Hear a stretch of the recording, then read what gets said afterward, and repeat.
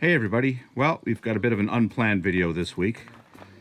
What I've done is I have snapped off my PTO, which is kind of amazing. Wouldn't have thought it could have been done, but I'm here to tell you that it can. What happened here is I put on a set of shorter arms. The arms that came with this tractor are very, very long. At least so I'm told. I mean, I'm kind of new to the whole thing, right? So two different people said, you know, those arms are pretty long for that tractor. So I took off my parts tractor arms and put them on here, and then consequently broke my PTO immediately. So the issue is they're so short. When I raised my rotavator, the knuckle, you know, the universal joint, it couldn't make the tight turn that these things caused it to have. And it just snapped right off.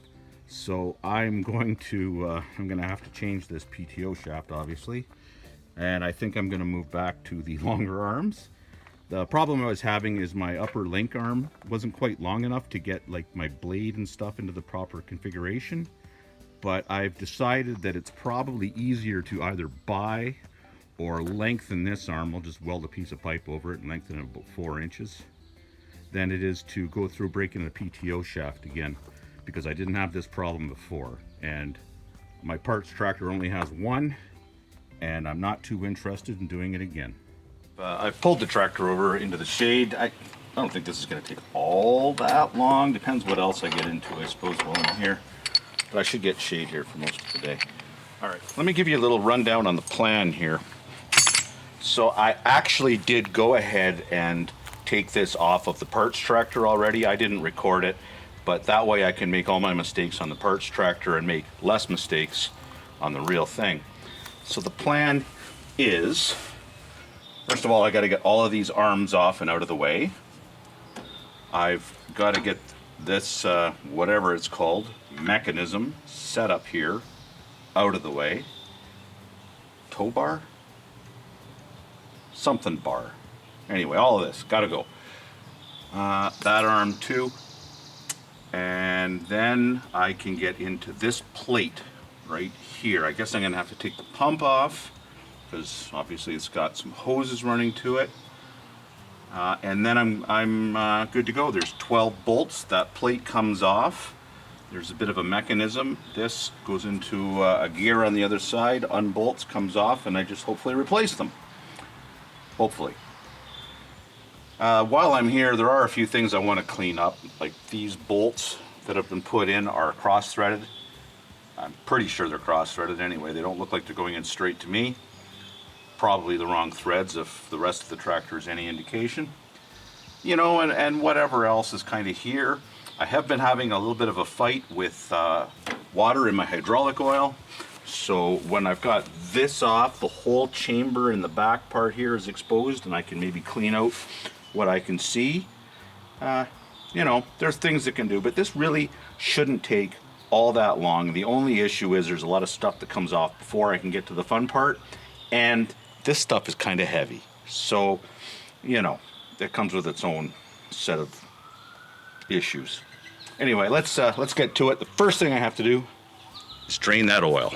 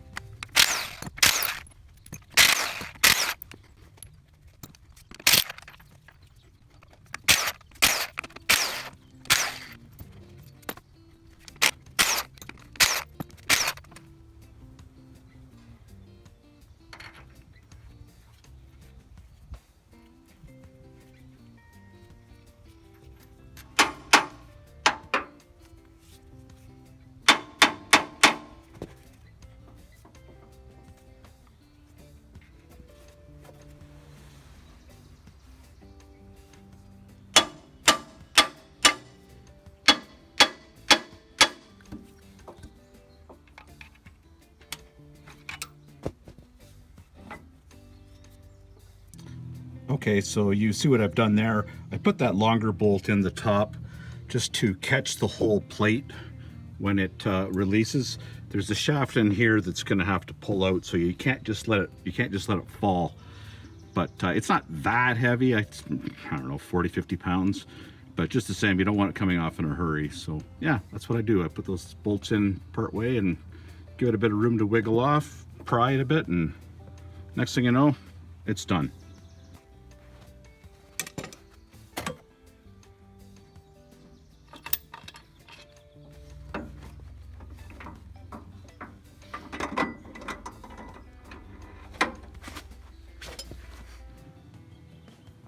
All right, here's the two castings. This is the one I just took off the tractor. It looks nice and shiny. It's got a nut that's sort of peened over. And then this is off the parts tractor.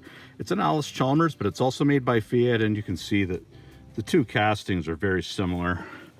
They're very similar, but not exactly the same. I have a feeling they would work, and I could just swap one for the other, but I'm gonna look a little closer and try to do it the right way. And then this one, of course, has got a castellated nut on it with a little key in there. So what I'm hoping and praying is that they're the same thread, which I can't see why they wouldn't. I mean, they're so similar. And I'll get that castellated nut off first, and then I'll take that one off, and then I'll do some comparisons. First thing to do, we got to get this lock and key out. I'm not expecting much resistance here. This is all nice internal, bathed in oil, so the threads and everything are in perfect conditions. Probably, well, I'm sure it is for factory tightening here. So hopefully we can get this off without much of a fight.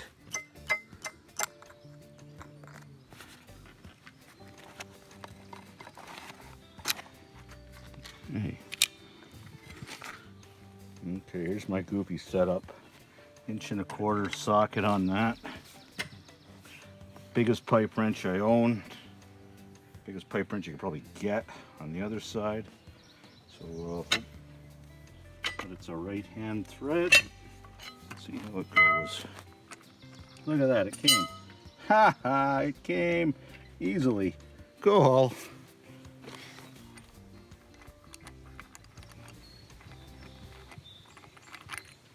Okay, that's cool. That's splined. Maybe that'll come out easy. Hey, who knows? See what happens. Run our experiments on parts tractor.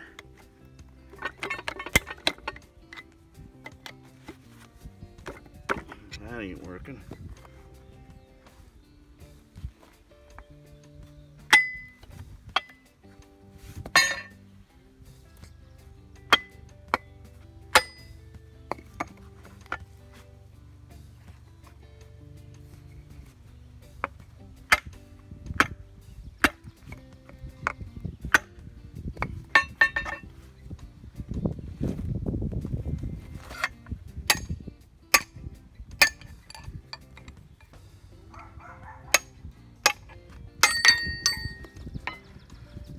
No kidding. Where are you? Yeah. What's that sound? You can't get your head over? Come here. Yeah. I know. It's craziness. Craziness. Where are you? Up or down? Yeah.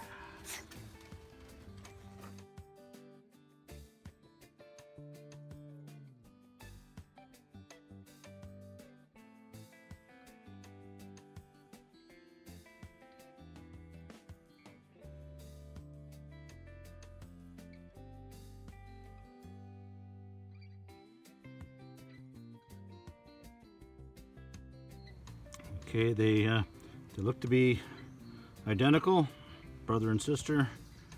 Slightly different system on the end of locking it in place, but I'll just go with the one that was on there originally, and I think we'll be just fine. There is a seal right here. that keeps the hydraulic fluid inside the case, you know, right where the PTO comes out. I don't have another one to replace it, so I'm gonna just reuse this one, but I might track one down and maybe replace it in the near future.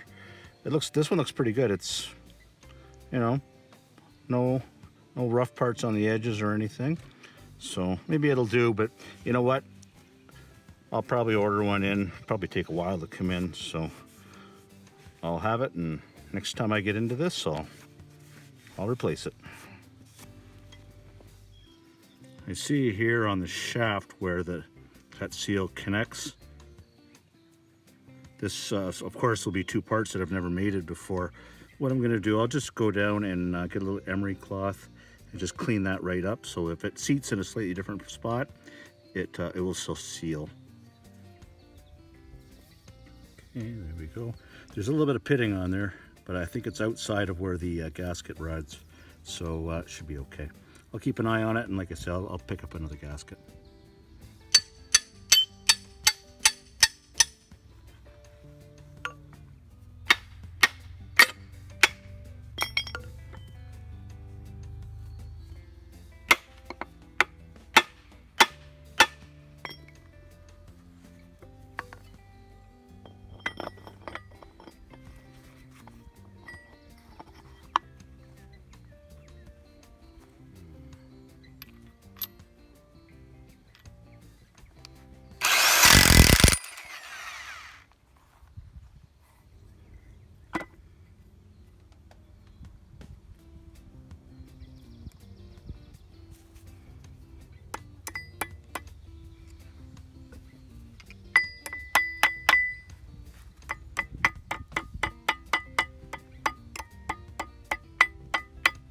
Pretty clean in here is what I like to see. Not much trace of water.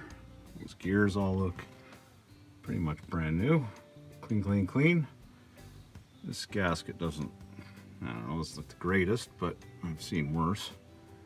Probably just give it a wipe down, clamp her right back on straight, hope for the best.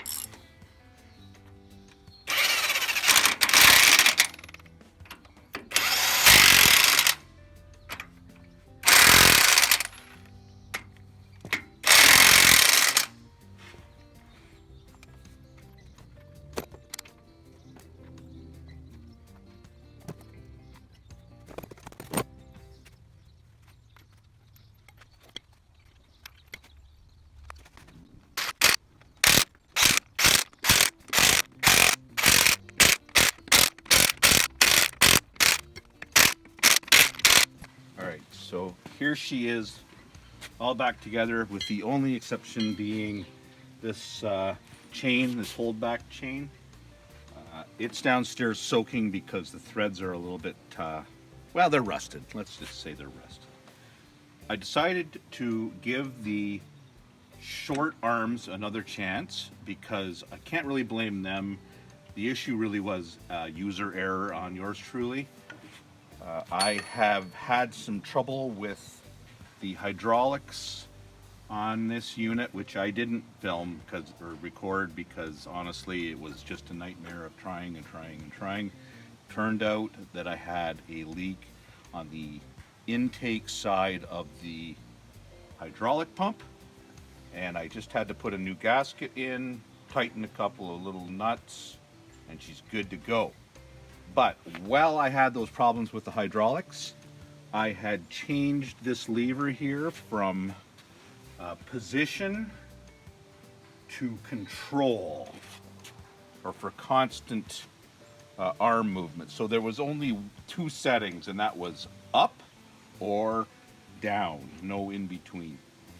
So I've now moved it to position, which means I can stop these at any height, which you might think would have prevented the problem, except it will still, if I pull the lever all the way back, go to the top. So, you know, I really should have read the manual and watched a YouTube video or two on this before I just went hog wild with the rotavator, but lesson learned. Anyway, so the trick to limiting the height of something like the rotavator is having it in this setting, and there is a little lock that's adjustable on the track end of the lever, which means I can set a stop. So when I pull that lever back, it stops there, which limits the height of this, which would of course have saved me because this angle here would have stayed within reason. This little clip is really cool, this little stopper. So fully adjustable on the tracks of the lever.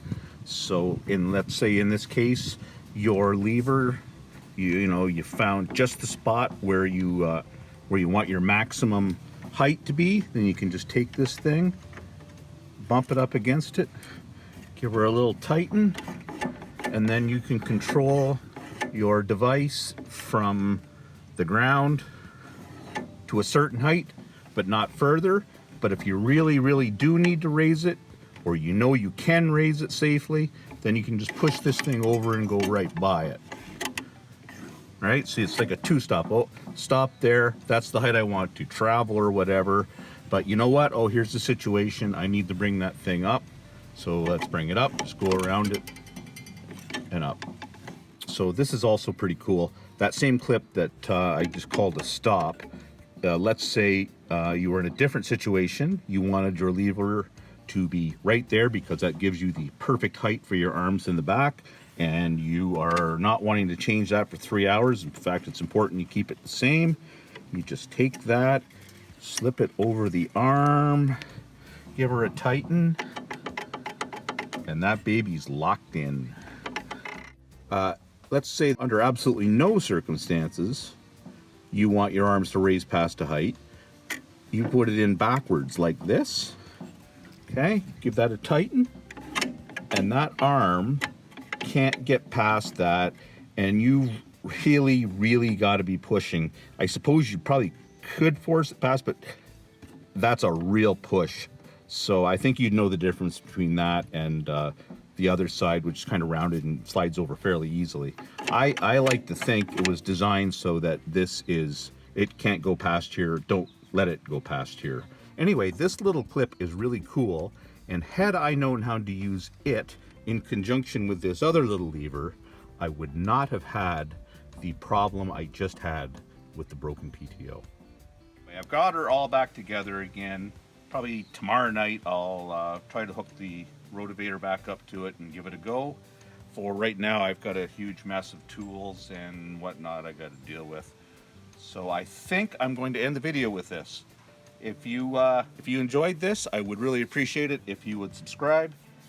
And if you are subscribed, I would appreciate it if you would tell your friends, because I'm trying hard to make something here of value and interest to you all. So be patient with me, and we're going to get there. Anyway, that's it for now. Thank you for watching.